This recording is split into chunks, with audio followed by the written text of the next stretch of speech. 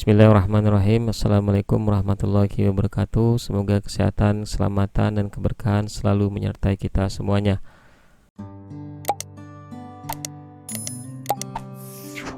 Kali ini kita akan membahas tentang pengumpulan data pengendalian penyakit tidak menular. Setelah materi ini, kita akan memahami sumber-sumber data dari penyakit tidak menular, khususnya di puskesmas. Kemudian mengetahui jenis-jenis data pengendalian penyakit tidak menular di puskesmas. Upaya pengendalian penyakit tidak menular yang wajib dilaporkan adalah upaya tata laksana penyandang penyakit tidak menular, deteksi dini kanker leher rahim dan payudara, serta pemisahan faktor risiko terutama di Puspindu PTM. Semuanya dicatat dalam berbagai instrumen pencatatan data di puskesmas, puskesmas keliling, puskesmas membantu, bidan desa, serta di Puspindu PTM. Sumber datanya bisa kita lihat di sini didapatkan dari buku monitoring faktor risiko PTM, yang kedua register monitoring faktor risiko PTM, yang ketiga kartu pemeriksaan faktor risiko pengemudi di terminal, kemudian register pemeriksaan faktor risiko pengemudi di terminal, register rawat jalan puskesmas, dan register rawat inap di puskesmas. Nah, seperti ini contoh formulir laporan bulanan pengendalian penyakit tidak menular, nanti diisi kode puskesmas, nama puskesmasnya, bulan, tahun. Nah, di sini ada jumlah perempuan 30-50 tahun yang diperiksa IVA Sadanis, pemeriksaan payudara klinis. Ini untuk yang poin deteksi dini kanker leher rahim dan payudara. Nanti diisi ada berapa jumlah perempuan 30-50 tahun yang diperiksa IVA Sadanis. Nah, sebagai pengetahuan bahwa IVA Sadanis ini adalah deteksi dini kanker leher rahim dengan cara mengamati dengan mata telanjang keadaan leher rahim yang telah dipulas terlebih dahulu dengan asam asetat atau asam cuka sekitar 3-5%. Nah, Sadanis sendiri ini merupakan pemeriksaan klinis payudara oleh tenaga medis yang tentunya sudah terlatih. Kemudian yang berikutnya adalah persentase cakupan perempuan 30-50 tahun yang diperiksa IVA Sadanis. Nah, nanti cara mendapatkan ini jumlahnya, persentasenya, yakni perempuan berusia 30-50 tahun yang diperiksa Sadanis. IVA Sadanis dibagi dengan perempuan 30-50 tahun di suatu wilayah. Nah, kemudian yang ketiga adalah jumlah perempuan usia 30-50 tahun dengan IVA positif. Nah, tentu IVA positif ini adalah yang sudah terdiagnosa IVA positif, tentunya ada gejala yang nanti saya dilihat tadi dengan pemeriksaan ada ciri-ciri bercak putih dengan batas yang tegas dan meninggi dan sebagainya sesuai dengan definisi operasional dari IVA. Kemudian yang berikutnya, jumlah yang dicurigai kanker serviks itu ada berapa? Nah, misalnya ditemukan pertumbuhan massa seperti kembang kol yang mudah berdarah atau luka bernanah. Ini yang dimaksud dengan mencurigai adanya kanker serviks. Itu ada berapa? Kemudian kelainan ginekologi lain, misalnya ada tanda-tanda kelainan selain IVA positif dan curiga kanker pada organ reproduksi. Kemudian ada pap smear positif. Nah, di sini ditemukan kelainan histopatologi pada leher rahim, tentunya dengan pemeriksaan hasil pap smear. Kemudian IVA positif yang sudah di krioterapi. Nah, di sini IVA positif sudah diterapi dengan terapi gas dingin atau krioterapi. Kemudian yang berikutnya benjolan payudara. Apakah ada ditemukan benjolan abnormal atau massa pada payudara, yaitu sekelompok sel yang saling menempel dapat diakibatkan oleh abses, kista, tumor, jinak, atau ganas. Kemudian dimaksud dengan benjolan payudara. Kemudian jadi jumlahnya berapa dicatat di sini. Yang dicurigai kanker payudara, ditemukan keganasan pada payudara dan kelainan payudara lainnya, misalnya seperti kelainan selain benjolan abnormal dan curiga juga kanker payudara.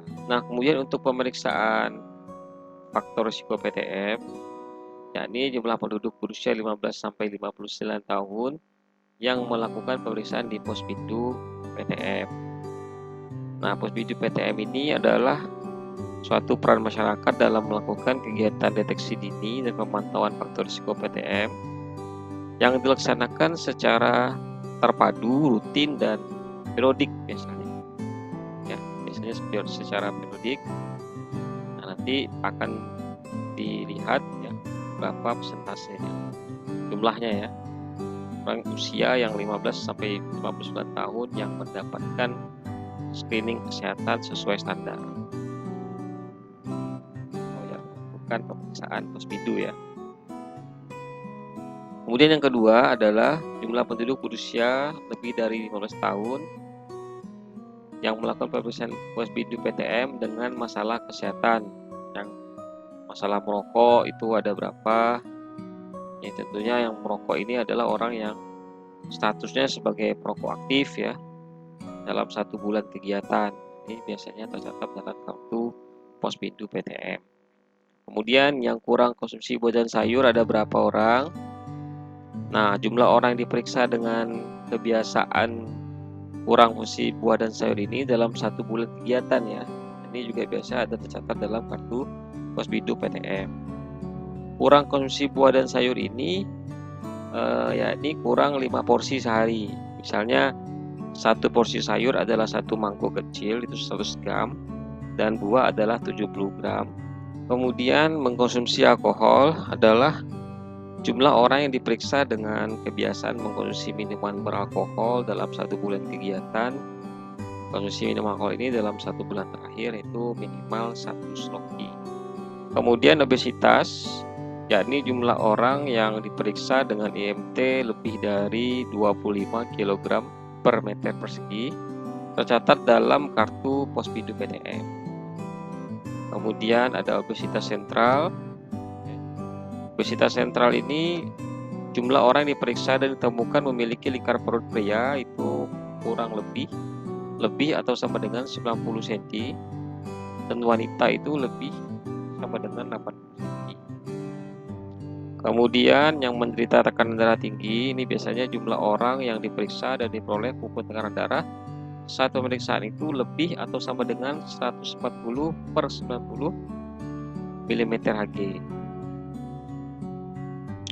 Kemudian hiperglikemia, yakni jumlah orang yang diperiksa dan ditemukan pemeriksaan gula darah sewaktu saat pemeriksaan itu lebih atau sama dengan 200 mg per desiliter. Kemudian ada di sini juga gangguan. Kemudian hiperkolesterolemia, jumlah orang yang diperiksa dan diperoleh pemeriksaan kolesterol total darah saat pemeriksaan lebih 190 mg per desiliter.